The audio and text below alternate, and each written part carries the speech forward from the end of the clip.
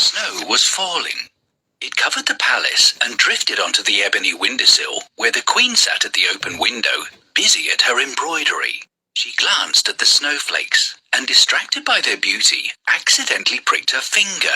A spot of red blood dropped onto the soft white snow. Oh, how I wish I had a daughter, with hair as black as this ebony windowsill, with lips as red as blood, and with skin as soft and white as the newly fallen snow, she said quietly to herself.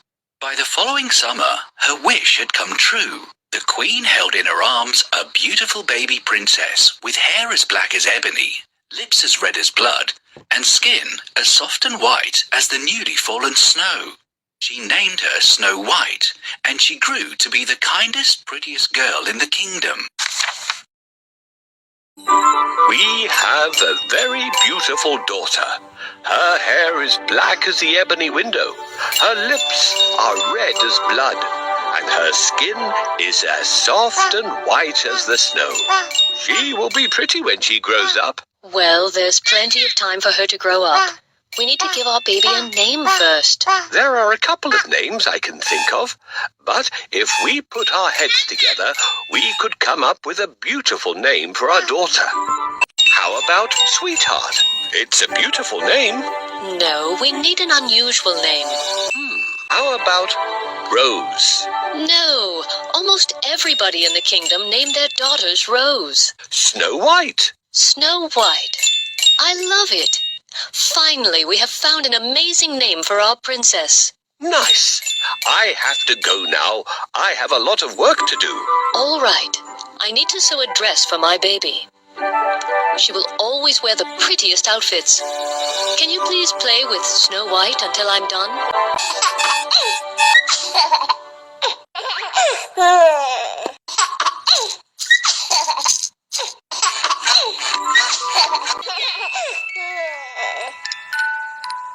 Thank you. You are really a good babysitter. I just finished her dress. Let's try it on. Let's try on the blue outfit. Very well. It's exactly what we need. Okay, it's time to sleep. Can you help me put the baby in the cradle? Good night, my little princess. Dreams, my dear girl. Sleep well.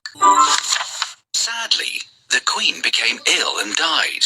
The King was heartbroken, but after a while he fell under the spell of a very beautiful enchantress and married her. He did not know how jealous, vain and wicked she was. Every day she would gaze into her magic mirror and ask, Mirror, mirror on the wall, who is the most beautiful woman of all? The mirror would reply, Of all the women that were ever seen, you are the most beautiful, dear Queen. This made the vain Queen happy. Mirror, mirror on the wall, who is the fairest in the world? Of all the women in the world. What happened? The mirror is broken. We need to connect the crystals to make the mirror come back to life. Now, the mirror is as good as new. Mirror, mirror on the wall, who is the most beautiful woman of all? I've been mended, but all my reflections got mixed up. Can you find Snow White among them? This is Cinderella. She is kind and hard-working, but she is not in our story. This is Sleeping Beauty, who's waiting for a prince. We don't need her. This is the jealous Queen. She is more evil than beautiful. This is Snow White. Of all the women that were ever seen, Snow White is the fairest, dear Queen. It is impossible.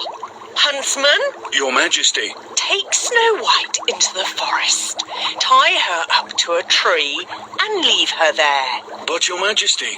No buts. If you disobey me, you will lose your head. All right, as you say, Your Majesty.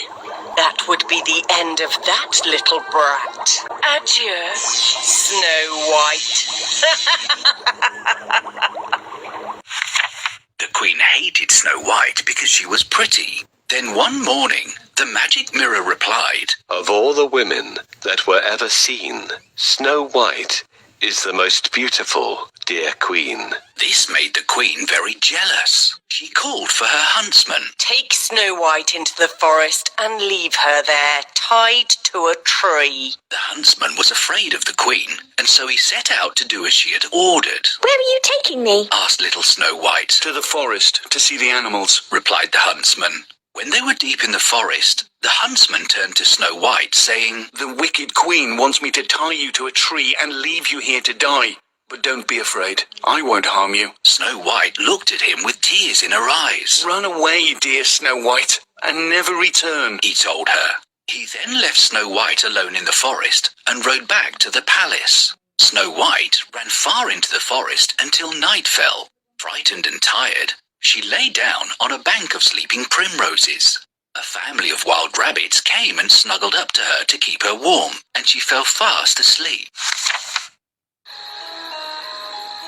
I'm so sorry, Snow White. I'll be leaving you here. Don't return to the palace, or the queen will punish both of us. Goodbye, and thank you for sparing me. Now I'm alone in this deep and dark forest. How do I get out of here? I will help you get out of this thicket. Follow me. Who is it? I can't see anyone. Can you see anybody? Where should I go next? I know the way. Follow me. So, where should I go now? I'll take you to the kind dwarfs. Their house isn't far away. Let's go.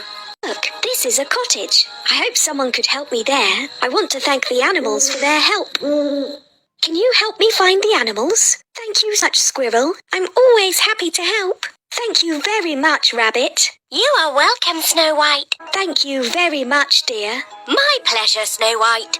I do hope that kind people live in this cottage. It's so spooky in this dark forest. In the light of the morning, she saw a little cottage nestling amongst the trees. Smoke was puffing from the chimney, and a narrow path led to a tiny oak door. I wonder who lives here, she thought. She knocked lightly. Knock, knock. No one answered, but the tiny oak door swung open. Snow White entered. Hello? Is anybody home? She called. The room was empty and silent, except for the crackling of a little fire. She looked around and saw how small everything was. There were 7 little chairs around a small oak table, laid with 7 small mugs, 7 tiny plates, and 7 small loaves of bread. How sweet, she said to herself. This must be the home of 7 little people. She noticed that the room was untidy. The floor was in need of a sweep, and the fire was almost out. Maybe they won't mind me staying for a while if I do some cleaning for them, she decided. Then she set about tidying the hearth and putting more wood on the fire. She dusted and swept and scrubbed until the room looked sparkling clean. Tired and hungry, she sat down in one of the little chairs. I wonder if they'd mind if I had a little of their bread and water, she thought. Not wanting to take any one person's portion, she had a sip from each of the 7 mugs of water and a tiny bite from each of the 7 loaves of bread. She then went into the bedroom, where there were 7 little beds. Again she set to work, tidying and cleaning. After the last bed was straightened and the room was sweet and fresh, she lay down, exhausted, and closed her eyes. It was nearly night time. She didn't mean to fall asleep, but she did. If at that time she had looked through the window, she would have seen the owners returning home. This tiny cottage belonged to the 7 dwarfs, who worked in the nearby mines digging for gold. As it happened, Snow White was sound asleep when they returned. The dwarfs came in and noticed how bright and clean everything was. How strange, said one. How clean, said another. How odd, how lovely, how fresh, said the others. Someone's been here, said the last. Look, someone has eaten our bread. Oh yeah, they all said together. Who could it be? I think I know, said the smallest of the dwarfs. Look in there. He pointed to the bedroom. The dwarfs crept in and were amazed to find Snow White asleep on one of their beds. How beautiful, said one. How lovely. How sweet. How pretty. How charming. How delightful, said the others. She shouldn't be here, said the last. At that moment, Snow White awoke and explained all that had happened to her.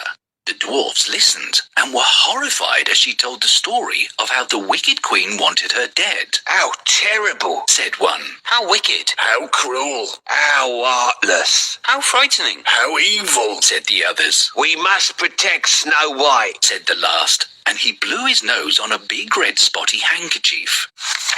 Snow White, you are welcome to stay with us for as long as you wish. He said, and sniffed as he put his handkerchief back into his pocket. Thank you. Oh, thank you. Replied Snow White happily, and they all joined hands and laughed and danced until they were quite out of breath.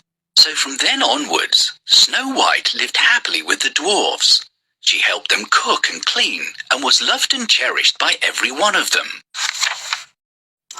The 7 dwarfs are kind and hard-working, but they don't have time for housekeeping. We need to clean the cobwebs, sweep the floor, and fix the cabinet door. Can you help me? I guess we can clean the cobwebs first. Good job. Now we have to sweep the floor. Good for you. The floor is shiny as new. Let's fix the cabinet door. Good job. We need to set the table before the dwarves return. Help me set the cutlery. I remember the days in the castle when the maids set the table. Let's see if I can remember how this is done. The knife should be kept close to the right side of the plate. The spoon is usually placed on the right side of the plates beside the knife. The fork has to be on the other side. Thank you very much. Now the cottage is warm and clean and dinner will be ready soon. I couldn't have done all this by myself. Thank you. We did a good job. The dwarves will be happy. Back at the palace, the vain queen gazed into her magic mirror and asked, Mirror, mirror, on the wall, who is the fairest of them all? The mirror replied, Of all the women that were ever seen, Snow White is the most beautiful, dear queen. The queen was horrified. Snow White? Snow White? That's not possible. Snow White should be dead. She screamed. Snow White is alive and so beautiful that your beauty in comparison looks quite dull. Added the mirror. At this, the jealous queen turned green with envy and red with rage. Tell me, mirror, and tell me right. Where can I find this beautiful Snow White? She demanded. She was invited by dwarves to be their guest and now lives in their cottage in the deep forest. The mirror replied. The queen had a wicked plan. She covered the rosy side of an apple with a fatal poison and disguised herself as an old peddler woman. Then she set out to find Snow White. She walked up the forest path that led to the dwarf's cottage and knocked on the tiny oak door. Knock, knock. The dwarfs had warned Snow White never to open the door to strangers when they were away, so she popped her head through the open window. Apples for sale. Juicy, sweet apples for sale, Said the peddler woman. No, thank you, dear lady. Answered Snow White politely. Oh, please, just buy one from a poor old woman. These are very sweet and tasty. Look. The old woman took a bite from the green side of the apple. They are perfectly safe to eat, She said, handing Snow White the rosy side of the apple. Won't you try before you buy, dear girl? Snow White looked at the rosy apple and was tempted. She smiled and took a bite. Suddenly, the colour faded from her rosy cheeks and lips, and she fell to the floor as if dead. The wicked queen gave an evil scream of delight and returned in haste to the palace. Standing before her mirror, she asked, Mirror, mirror, on the wall, who is the fairest of them all? The mirror replied, Of all the women that were ever seen, you are the most beautiful, dear queen. The wicked queen was happy. Oh, who is this beautiful girl? This is Snow White, Your Majesty. The jealous queen, her stepmother, poisoned her. She has slipped into a deep sleep. Let me try to wake her up. I would be grateful, but first you need to open the 3 locks in the coffin. I'm too old and do not remember how to do it. Help me open the locks to wake up Snow White. We did it. Thanks for your help. She is so beautiful. We must wake her up. But how do we do this? I don't think that's a great way to wake Snow White up. No, it won't help. That's right. Love is stronger than witchcraft. How long have I slept? Thank you, Prince, for waking me up. I have never seen such a beauty like you, Snow White. Let's go to my father's palace and get married. We can rule the kingdom together. What about these sweet dwarfs? Can we invite them to our wedding too? Pardon us, we won't be able to come. We have a lot of work here. But we prepared a gift for you, Snow White. Oh, where are the gems? I think we have lost them along the way. Let's find them. Well done. We would not have noticed it. You have sharp eyes. Another gem found. Great. There's the fourth one. Another one? Yay, that's another one. Well, all the gems are found. Thanks a lot. Please accept our humble gift, Snow White. Oh, how lovely. Thank you so much. I will never forget your kindness.